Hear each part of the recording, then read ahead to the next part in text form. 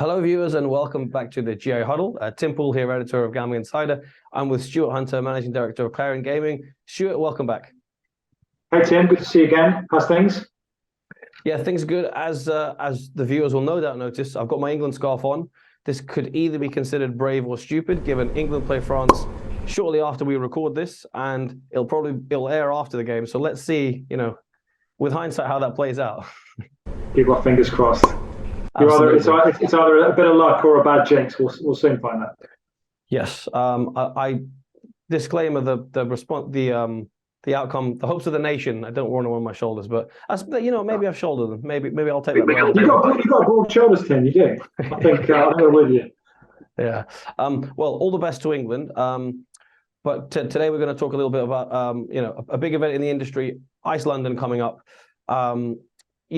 We want to hear all about it. We want to hear all about kind of what's new, what's on the agenda. Could you sort of give us an intro into, what are the kind of main plans and themes going into 2023's event? Yeah, so gosh, I can't quite believe we're back again in the last sort of business end of delivering ice. Really, it feels like it's come so soon after the April show. We've got a slightly shorter lead time coming into the show, but pleased to report that everything is looking really, really strong. Very different from this time last year when we were battling with all of the challenging kind of COVID conditions, and sad to say that there's still challenges out there, but not to the same extent as we had last year, which is really, really good. So the events we put out this year have been really strong and building momentum for ICE in February. So we're in a good spot. We've got a full-scale ICE in planning and in preparation for everyone in February. We've obviously got all the big brands that weren't there in April for all the reasons that everyone knows.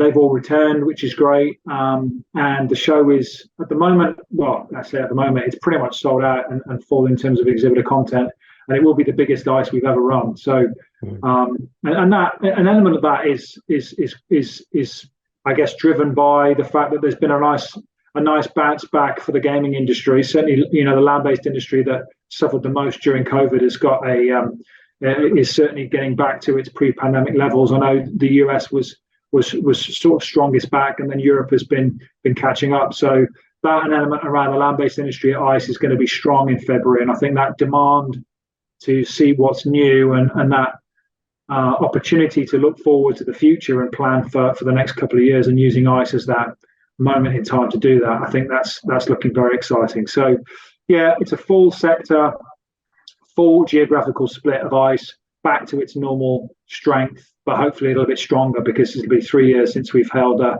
full-scale ICE. So there's a lot of anticipation, but everything's looking really, really strong, Tim. Good to hear. For anyone who was kind of maybe new to ICE last year, it was their first ICE, how would you sum up how different it's going to be, given the fact that, as you say, it's going to be a full-scale ICE? The difference between was maybe, you say, a lot of online presence last year, but with the big land-based presence back this year? Yeah, so I think if you were ICE, it was still one of the biggest, if probably still not the biggest gaming shows in the world back in April, even though it was probably roughly about half the size, or just over half the size of its normal presentation. So yeah, it missed some of the big bellwether brands for sure. I personally, walking the show was very satisfying, considering the challenges that we had to make it happen.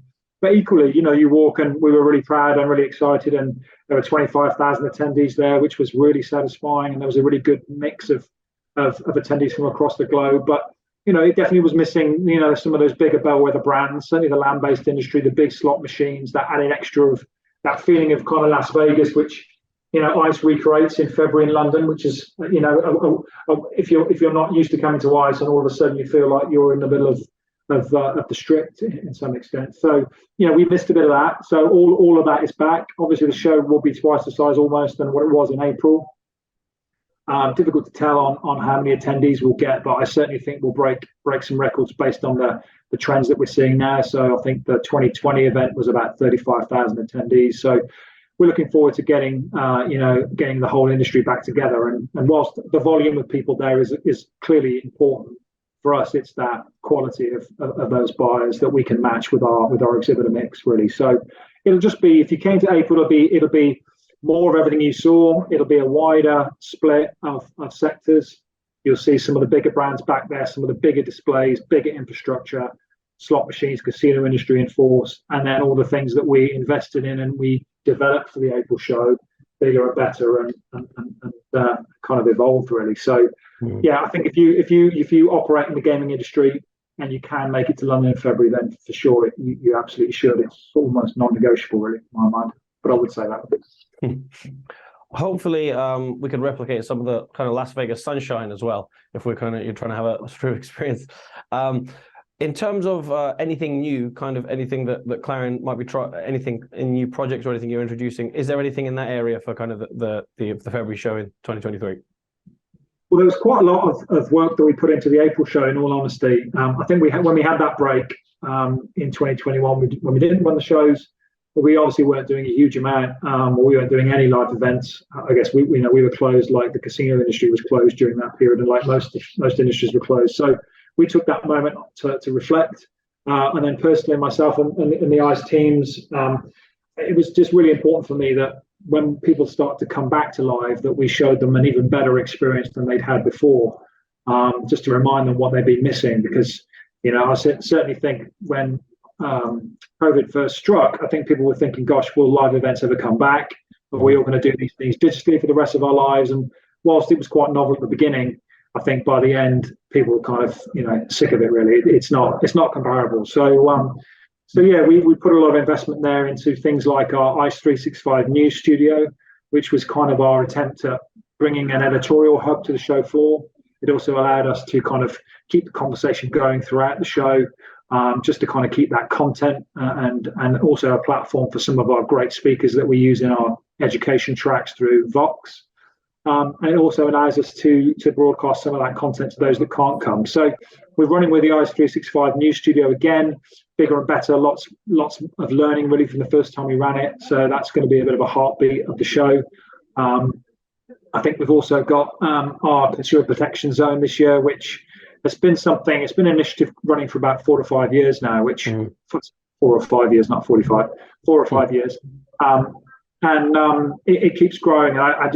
The longer that I'm spending time in this industry, the more I'm learning that actually it's not just an initiative that ICE is proud of. It's something the industry is really getting behind. I think that player protection is paramount to the future success really of the industry. So everyone's taking it seriously, and it's our responsibility and our passion at ICE to create a platform for that. So we've grown it. It's bigger than it's ever been before. We've put it in the most prominent location. We've added another 5 or 6 safer gambling brands in that space, and we've kind of increased the amount of activations that we're doing there. So if safer gambling is on your radar, which from all our research from attendees it absolutely is, then that is a place you want to spend some time at ICE. So that's in a new location, new design. We've separated the theatre from it, which is where all the editorial content is, and we've kind of expanded it. So there's some exciting things to see there. So yeah, that plus all the usual platforms for connections, our Icebox editorial tracks are looking the best ever. I think we spent a huge amount of time really distilling down what those pain points are in the industry and what those opportunities are, and creating that kind of those masterclasses where people come and get a real level of education, either personally to advance themselves or their business really. So yeah, lots going on, really exciting. Mm-hmm. I'm glad you mentioned the consumer protection zone, because objectively speaking, a few people did come up to us at Gambling Attire and say that they really noticed it last year and it was something that stood out. And I think that's something me and you discussed when we kind of caught up to look back at the show at the end of the week. You mentioned education as well. What kind of big themes in kind of conferences and panels are kind of the standouts this year? I know there was kind of a nice esports focus last year, among other things, but is there anything kind of not necessarily new, but anything that's standing out at the top of the agenda this year? There's if you put it under the umbrella of the main themes, they tend to be fairly consistent. So obviously anything in that regulatory arena is always in high demand. So that kind of anything from a regulation perspective. So there's a huge amount of regulation coverage there. I think from a UK perspective, there are rumours that the white paper will be released between now and the show potentially. So there's lots of content that's being derived around that. We are, I think, having some topics and sessions around that in hope that there'll be more clarity on what that looks like for the show. I think things like emerging in new markets is something that our customers are always asking for information about. How do they get into new markets? What are the pitfalls and opportunities? So that is certainly a theme that's moving forward. And then I guess things that we've seen, I guess things that we've tried at ICE over the last few years, which haven't quite landed as well as perhaps we thought, was certainly from the casino industry, is looking at that Las Vegas model and thinking about some of those Las Vegas casinos that have enhanced and changed their offering slightly to either attract a younger player or to attract a different revenue streams. And sometimes that model hasn't always then applied itself to the European model in some respects. So we're looking at that, and definitely some of the European casinos are adapting how they present themselves and looking at kind of almost future-proofing their business. So there's lots of topics and themes and discussions and masterclasses in and around that, which I think will be really, really interesting actually to see how I guess post-COVID, how the casino industry is evolving. So we hope to facilitate all those conversations and try and help those connections really. So lots going on, but all the information on the Vox and education is all on the website. It's all pretty much up to date. So I'd encourage any of your listeners to go and dive in and see what floats their boat. And the good thing about the masterclass is, since we redesigned it last year, is that you can cherry pick what you're interested in. Rather than buy a conference ticket that includes stuff that's not relevant to you, you can just cherry pick. So if it's purely regulation you're after, then great, you can go and fill your boots on that and then get back on the show floor. So hopefully it's a more efficient way of learning and making those connections this time around.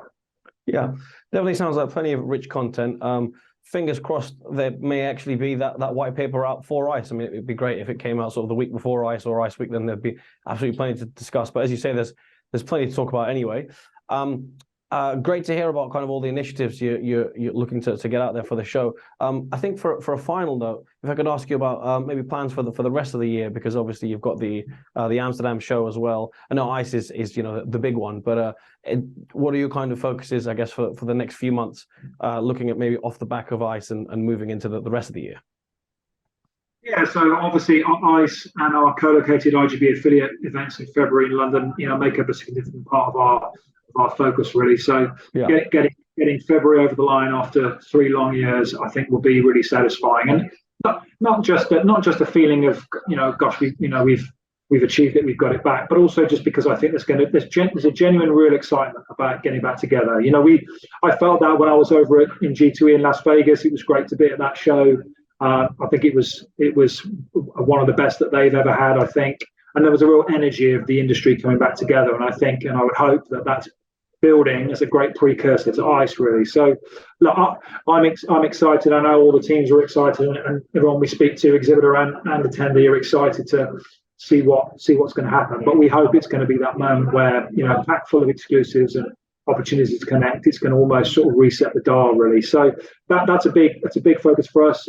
As you touched on, we've obviously then got IGB Live in Amsterdam, which is really exciting. Obviously, it doesn't really compare to the London shows in terms of size and scale, but it certainly does in terms of the sort of distilling down the kind of the purpose of it and the satisfaction that we get between buyers and sellers and the industry there. So we've got exciting plans for that product as well. It's definitely growing. And we're enhancing that in lots of different ways. So that kind of picks up the main part of our year. And then at the moment, we're just putting finishing touches on a new opportunity with the IGB brand out in the US, which is currently scheduled in and around the end of November, December time, which is sort of sitting in the sort of sports betting space, but also with our partners at the Indian Gaming Association, certainly not the tribal gaming industry. So there's lots of there's a little bit of work to do around that, and we look to sort of launch that formally in January at the show. So it's good for our brands to get out again and be entrepreneurial and look at new markets and sectors, and that's something that we're really excited about. So the US is certainly in sports betting and the evolution of online gaming, certainly with our tribal partners, there's a real excitement there to get something in that market space. So yeah, watch this space. Absolutely. Well, thanks very much for your time, Stuart. Plenty on the go, and I'm around about this time. I think everyone's very excited about ICE. it's before you know it, really. Obviously, we've got Christmas, the small matter of spending time with our families, but yeah, before you know it, ice will be around the corner. And I guess, as you say, things will feel a little bit more normal this year because it's the normal February date, and yeah, everyone's looking forward to it. Yeah, well, this time last year I was scrumming around with Excel trying to find a new date, a new venue, and a new date Yeah. which wasn't fun. So thankfully we're not doing that, so we can have a bit more of a relaxed Christmas and get back to January. But yeah, no, equally always good to talk to you. And if I don't see you before, I'll see you. I'll see you in February at the show. Definitely, absolutely, and come on England. But if people are watching this next week, what's the score? Come on, you got to give us a score. 2-1 England, 2-1. 2-1 England. That's a good Yeah. shout. Yeah, I think Mbappe will score, but Walker will keep him quiet for the rest of the 90. Yeah, totally. Well, France are a great team, so let's see. But it's been good to watch so far. I think the sports betting have enjoyed it too. It's been a great event. Oh, absolutely. I think the fact that there's a lot of Latin American teams, well, the two big ones still in there, I think big betting absolutely worldwide. So yeah, it's been a good World Cup for the industry for sure. That's great. My wife's from Brazil originally, so either way, I think we're winning in the house football wise. Yeah, I think so. If you've got maybe a French relative in there somewhere, then you've got it all covered. But yeah, totally. Cool. Fingers crossed. But yeah, thanks again for your time, Stuart. Appreciate it.